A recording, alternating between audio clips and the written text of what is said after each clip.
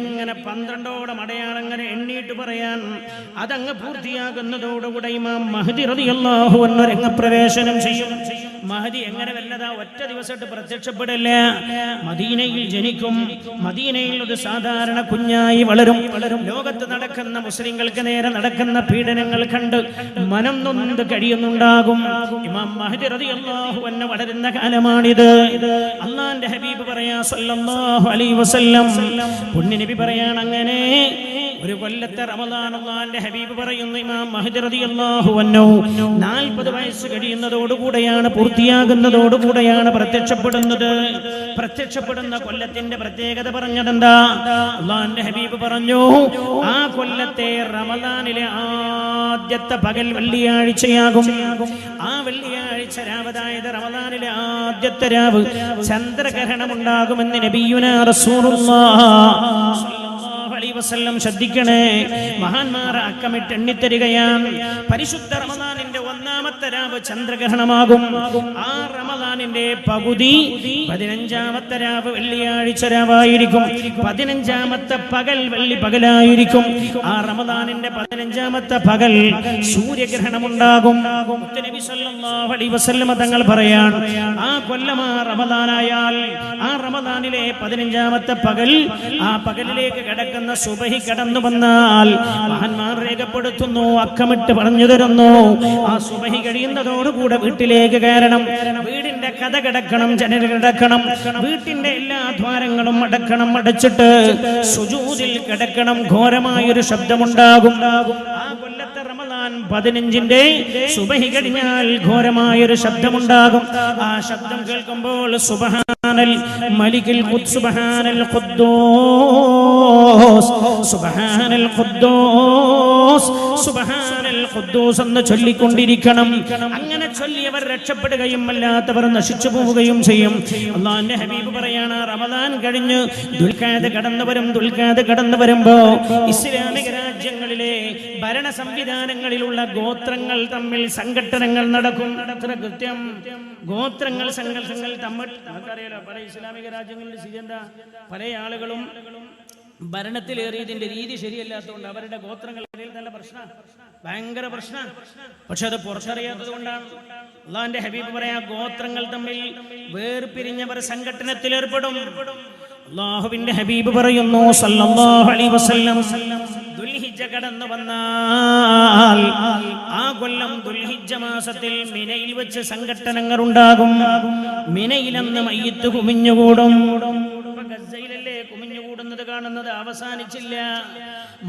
ഭരണങ്ങളുടെ അന്ത്യമുണ്ടാകുന്നില്ല. ഇസ്രായേലും ഗസ്സയും തമ്മിൽ, ഇസ്രായേലും ഹമാസും തമ്മിൽ വെടിനിർത്തൽ പ്രഖ്യാപിച്ചാൽ തന്നെ മരണത്തിന്റെ അറുതി വരുന്നില്ല. മയ്യിത്ത് കുമിഞ്ഞുകൂടുന്ന രംഗമുണ്ട്. ഇവിടെ ബൈത്തുൽ മുഖദ്ദസിന്റെ മുറ്റത്തല്ല, ജംറകളിൽ മുഅ്മിനീങ്ങൾ കല്ലെറിയുന്ന സ്ഥലത്ത് മയ്യിത്തുകൾ കുമിഞ്ഞുകൂടുമെന്ന് നബിയുനാ റസൂലുള്ളാഹി. അങ്ങനെ ഒരു ഹജ്ജ് കടന്നു വരാറുണ്ട്. ആ ദുൽഹിജ്ജ കഴിഞ്ഞാൽ കടന്നു വരുന്ന മുഹറം നിങ്ങൾ ശ്രദ്ധിക്കണേ. ആ മുഹറമിലാണ് ഇമാം മഹ്ദി ഇമാം റളിയല്ലാഹു അൻഹുവിന്റെ ആഗമനം. മഹാനവറുകൾ മദീനയിൽ നിന്ന് വരും. മദീനയിൽ നിന്ന് നേരെ മക്കയിൽ വരും. ആ സമയമാകുന്ന സമയം അല്ലാഹുവിന്റെ ഔലിയാക്കൾ മക്കത്ത് പോയിട്ട് അല്ലാഹുവിന്റെ ഔലിയാക്കൾ മഹ്ദി ഇമാമിനെ പ്രതീക്ഷിച്ചു കൊണ്ടിരിക്കും. ഏതായിരിക്കും ആ കാലമെന്നറിയുമോ? മുസ്ലിങ്ങൾ ലോകത്തെ എല്ലാ ഭാഗത്തും പീഡിപ്പിക്കപ്പെടുന്ന കാലമായിരിക്കും അത്. എല്ലാ സ്ഥലത്തും അവർ പീഡിപ്പിക്കപ്പെട്ടുകൊണ്ടിരിക്കും. അവർക്ക് യാതൊരു സ്വസ്ഥതയും സമാധാനവും ഉണ്ടാവുകയില്ല. ഇടയിലില്ലാത്ത ആട്ടിൻ പറ്റത്തെ പോലെയായിരിക്കും അവർ. ശരിയല്ലേ? ഇടയിലില്ലാത്ത ആട്ടിൻ പറ്റത്തെ പോലെ. നമുക്ക് പറ്റിയാൽ ചോദിക്കാൻ ഒരാളില്ല. ഖത്തറിന്റെ അമീർ പറയാൻ, മൗനം വെടിയണം, എല്ലാരും മൗനം വെടിയണം. അയാൾ വിളിച്ചു പറയണ്ടേ? കേൾക്കാൻ ആരുള്ളത്? അല്ലാഹുവിന്റെ ഹബീബ് പറയാ, ഇടയനില്ലാത്ത ആട്ടിൻ പറ്റത്തെ പോലെ എന്റെ സമുദായമാകും. ആ സമയത്താണ് മഹ്ദി ഇമാം കടന്നു വരിക റളിയല്ലാഹു അൻഹു. അപ്പോൾ അല്ലാഹുവിന്റെ ഔലിയാക്കൾ പരിശുദ്ധമായ മക്കയിൽ മഹ്ദി ഇമാമിനെ പ്രതീക്ഷിച്ചിരിക്കുന്നുണ്ടാകും. മഹ്ദി ഇമാം കടന്നു വരും. മഹ്ദി ഇമാമിനെ കുറിച്ച് പുണ്യനബി പറഞ്ഞ ലക്ഷണങ്ങളൊക്കെ മനസ്സിലാക്കിയിട്ട് അങ്ങനെയുള്ള ആളുകൾ എങ്ങനെ തെരയുന്നുണ്ട് എന്ന് മഹ്ദി ഇമാം മനസ്സിലാക്കുമ്പോ മദീനയിലേക്ക് തന്നെ തിരിച്ചു രക്ഷപ്പെടും. കാരണം എന്താ? അധികാരമേൽക്കാൻ ആഗ്രഹിക്കാത്തവരാണ് മഹ്ദി. അധികാരം തീരെ ഇഷ്ടമില്ല. അധികാരം തീരെ ഇഷ്ടമില്ലാത്ത ആളാണ്. അധികാരമേൽക്കാൻ ഇഷ്ടമില്ലാത്തവരാ.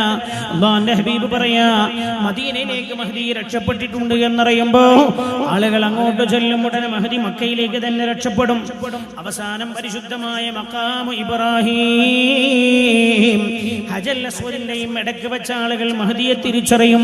മഹ്ദിയോട് പറയും, കൈ കാണിക്കൂ, ഞങ്ങൾ അങ്ങോട്ട് ബൈഅത്ത് ചെയ്യട്ടെ. ഇസ്ലാമിക ലോകത്തിന്റെ ആധിപത്യം അങ്ങേറ്റെടുക്കണം, അധിപനാകണം അങ്ങ്. മഹ്ദി ഇമാമ് പറയും, നിങ്ങൾ ഉദ്ദേശിക്കുന്ന ഞാനല്ല. അപ്പോൾ പറയും, അല്ലാഹുവിന്റെ ഹബീബ് ഞങ്ങളോട് പറഞ്ഞു തന്നിട്ടുണ്ട്, മുസ്ലിം ലോകം പ്രതിസന്ധിയിലാകുന്ന സമയം രക്ഷപ്പെടുത്താൻ വരുന്ന ആൾ അങ്ങാണെന്ന്. കൈ കാണിക്കൂ, ഞങ്ങൾ അങ്ങയോട് ബൈഅത്ത് ചെയ്യട്ടെ. മഹ്ദി ഇമാമ് കൂട്ടാക്കാതിരിക്കുമ്പോൾ അവർ പറയും, ഈ മുസ്ലിം ഉമ്മത്ത് അനുഭവിക്കുന്ന എല്ലാ പ്രയാസങ്ങളുടെയും ഉത്തരവാദിത്വം നിങ്ങൾ ഏറ്റെടുക്കേണ്ടി വരും അല്ലാഹുവിന്റെ സന്നിധിയിൽ. അപ്പോഴാണ് മഹ്ദി ഇമാം കൈ കാണിക്കുന്നത്. എല്ലാവരും ബൈഅത്ത് ചെയ്യുകയാണ്. പിന്നെ മഹ്ദി ഇമാമിന്റെ നേതൃത്വത്തിലായി മുസ്ലിം ലോകം ഒന്നിക്കുകയാ. മഹാനായ നബിയുനാ മുഹമ്മദ് മുസ്തഫ സല്ലല്ലാഹു അലൈഹി വസല്ലം അല്ലാഹുവിന്റെ ഹബീബ് പറഞ്ഞു, ഖുദ്സ് 3 തവണ മോചിപ്പിക്കപ്പെടുമെന്ന്. 3 തവണ ഖുദ്സ് മോചിപ്പിക്കപ്പെടുമെന്ന് റസൂലുള്ളാഹി പറഞ്ഞിട്ടുണ്ട്. ഒരു മോചനം കഴിഞ്ഞതെപ്പോഴാണെന്നറിയോ? റസൂലുള്ളാഹിന്റെ ഖലീഫ ഉമർ ഇബ്നുൽ ഖത്താബ് റളിയല്ലാഹു അൻഹുവിന്റെ കാലഘട്ടത്തില് യുദ്ധമില്ലാതെയാണ് ജെറൂസലം ഇസ്ലാമിന് കീഴടങ്ങിയത്. ജൂതന്മാർ മനസ്സിലാക്കേണ്ടത്, യുഎൻഒയുടെ അധിപൻ പറഞ്ഞപ്പോ ഒറ്റ ദിവസം കൊണ്ടുണ്ടായതല്ല ഫലസ്തീനിലെ സംഘട്ടനം എന്ന് പറഞ്ഞപ്പോ 70 കൊല്ലം ഫലസ്തീനികൾക്ക് നേരെ നടത്തിയ നരനായാട്ടിന്റെ പ്രതിഷേധമാണെന്ന് പറഞ്ഞത് പറ്റിയില്ല. ചില ആളുകൾക്ക് അത് പറ്റിയില്ല. പിടിച്ചടക്കിയതല്ല ജെറൂസലം.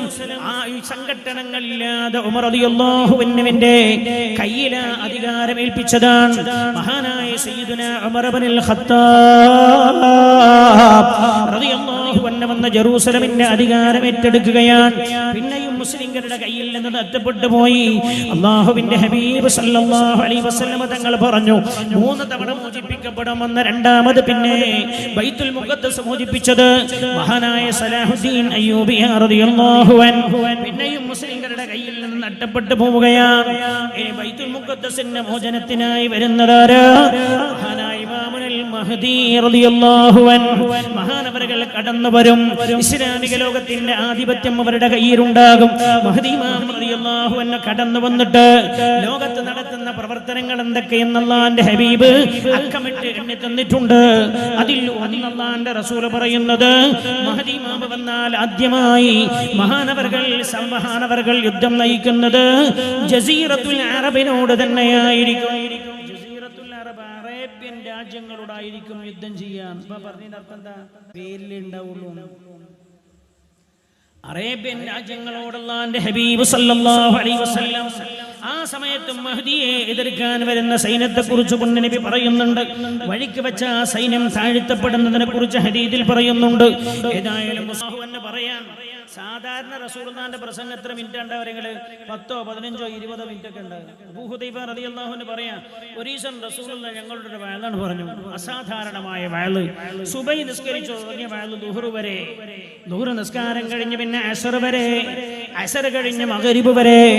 അബൂ ഹുദൈഫ റളിയല്ലാഹു അൻഹു പറയാൻ, അന്ന് അല്ലാഹുവിന്റെ ഹബീബ് ലോകം അവസാനിക്കുന്നവരെ സംഭവിക്കാനുള്ള മുഴുവൻ കാര്യങ്ങളും ഞങ്ങൾക്ക് പറഞ്ഞു തന്നുവെന്ന മഹാനായ അബൂ ഹുദൈഫ റളിയല്ലാഹു അൻഹു പറയാൻ, മഹാനായ നബിയുനാ റസൂലുള്ളാഹി സ്വലാത്തിൽ ദുആ ചെയ്യാൻ നബിയുനാ മുഹമ്മദ് മുസ്തഫ സല്ലല്ലാഹു അലൈഹി വസല്ലം തങ്ങൾ പറയാൻ, ലാ തഖൂമുസ്സാഅ, മനോമുഖരത്തിൽ കുത്തിവെക്കണം, ലാ തഖൂമുസ്സാഅ, ഖിയാമത്ത് നാൾ സംഭവിക്കുകയില്ല, ഹത്താ യുഖാതിലൽ മുസ്ലിമൂനൽ യഹൂദ്, മുസ്ലിങ്ങൾ ജൂതന്മാരോട് യുദ്ധം ചെയ്യുന്നവരെ. അല്ലാഹുവിന്റെ ഹബീബ് പറഞ്ഞു നടക്കണ്ടേ, മുസ്ലിങ്ങൾ ജൂതന്മാരോട് യുദ്ധം ചെയ്യുന്നവരെ ഖിയാമത്ത് നാൾ സംഭവിക്കില്ലെന്ന് മുഹമ്മദുർ റസൂലുള്ളാഹ് സല്ലല്ലാഹു അലൈഹി വസല്ലം. ആ യുദ്ധം അങ്ങനെ കൊടുമ്പിരി കൊണ്ട് മുന്നോട്ട് പോകും. അവസാനമായ യുദ്ധത്തിന്റെ നേതൃത്വം ഏറ്റെടുക്കുന്നതാരാ? ഇമാമുൽ മഹ്ദി റളിയല്ലാഹു അൻഹു. ആ യുദ്ധത്തിന്റെ സമയത്തുള്ള സ്വഭാവം എന്താ? പാവപ്പെട്ട ഫലസ്തീനികളുടെ കൂടെ ചേരും. കൊല്ലപ്പെടുന്നത് കൊല്ലപ്പെടുന്നത് കണ്ടു നിൽക്കാൻ ലോകത്തിന് കഴിയാതിരിക്കുമ്പോ ആ വേദനയാണ്, പ്രതിഷേധമാണ് യുഎൻഒയുടെ ജനറൽ വിളിച്ചു പറഞ്ഞത്. പക്ഷേ ചില രാജ്യങ്ങൾക്കത് മനസ്സിൽ പിടിക്കുന്നില്ല. എന്നാൽ അള്ളാന്റെ ഹബീബ് പറയാ, മഹാനായ മഹ്ദി ഇമാം റളിയല്ലാഹു അൻഹു യുദ്ധം നയിക്കുമ്പോ എല്ലാ കല്ലും മണ്ണും വരെ മുസ്ലിംകളുടെ കൂടെ ഫലസ്തീനികളുടെ കൂടെ കൂടും. അന്ന് യുദ്ധം കൊടുമ്പിരികൊള്ളും. ജൂതന്മാർ അറുകൊല ചെയ്യപ്പെടും, ജൂതന്മാർ കൊല്ലപ്പെടും. ലോകത്തുള്ള എല്ലാ ജൂതന്മാരും എന്തിനാ ഫലസ്തീനിൽ വന്ന് താമസിക്കുന്നത്? പടച്ചറപ്പ് ഇങ്ങനെ കൊണ്ടുവരാൻ. എന്തിനവർ മുഴുവനായും കൊല്ലപ്പെടും. മാത്രമല്ല അല്ലാഹുവിന്റെ ഹബീബ് പറയാ, യുദ്ധം കൊടുമ്പിരികൊള്ളും അവർ പിന്തിരിഞ്ഞോടാൻ തുടങ്ങും. ഓടുന്ന സമയത്ത് അവർ ഓടിച്ചെന്നിട്ട് കല്ലുകളുടെ പിന്നിൽ ഒളിച്ചു നിൽക്കും. അപ്പൊ കല്ല് വിളിച്ചു പറയും മുസ്ലിമിനോട്, യാ മുസ്ലിം, ഓ മുസ്ലിമേ, യാ അബ്ദുല്ലാഹ്, അല്ലാഹുവിന്റെ അടിമയായ മുസ്ലിമേ, വറാഇ യഹൂദിയുൻ വാ തആൽ, വറാഇ യഹൂദിയുൻ, ഇങ്ങ് വാ, എന്റെ പിന്നിൽ ഒരു ജൂതൻ ഒളിച്ചിരുന്നിട്ടുണ്ട്. ഫഖ്തുൽഹു, അവനെ കൊല്ല്. ഈ കാണിക്കുന്നതിന് മുഴുവനും പ്രതികാരം അല്ലാഹുവിന്റെ ഭൂമിയിലെ കല്ലും മണ്ണും വരെ ജൂതന്മാർക്കെതിരിൽ തരുന്ന സമയം വരും എന്ന് നബിയുനാ റസൂലുള്ളാഹ് സ്വല്ലല്ലാഹു അലൈഹി വസല്ലം. ഇല്ലൽ ഗർഖദ്, ഗർഖദ് എന്ന വൃക്ഷമൊഴികെ ഫഇന്നഹാ മിൻ ശജറിൽ യഹൂദ്, അത് ജൂതന്മാരെ പിന്തുണക്കുന്ന മരമാണെന്ന് നബിയുനാ റസൂലുള്ളാഹ്. അപ്പം മരത്തിന്റെ കൂട്ടത്തിലും പിന്തുണക്കുന്നവരും പിന്തുണക്കാത്തവരുണ്ട്. വലിയ ഗഹനമായി പഠിക്കേണ്ട വിഷയമാണിത്. ശാസ്ത്ര ലോകത്തിന് വിട്ടുകൊടുക്കേണ്ട ഒരു അല്ലാഹുവിന്റെ ഹബീബ് നബിയുനാ റസൂലുള്ളാഹ് സ്വല്ലല്ലാഹു അലൈഹി. ഇന്ത്യ രാജ്യത്ത് നിൽക്കുന്ന നമുക്ക് എന്ത് ചെയ്യാൻ പറ്റും? ഞാൻ ഓർമ്മപ്പെടുത്തി അവസാനിപ്പിക്കട്ടെ. ഫലസ്തീനിന് വേണ്ടി കൊണ്ട് വിജയിക്കാനില്ല. മുത്തുനബി ദുആ ചെയ്തതിനെ കുറിച്ച് മഹാനായ സയ്യിദുനാ സിദ്ദീഖ് റളിയല്ലാഹു അൻഹു പറയാൻ, ബദറിന്റെ യുദ്ധങ്ങളെ കൊടുമ്പിരികൊള്ളാൻ, ഹാദിഹിൽ അസാബ ഫലാ തുഅബദ് ബഅദഹാ ഫിൽ അർദ്. അല്ലാഹുവേ, പടച്ച റബ്ബേ, കൈയൊഴിക്കില്ല യാ റസൂലല്ലാഹ്.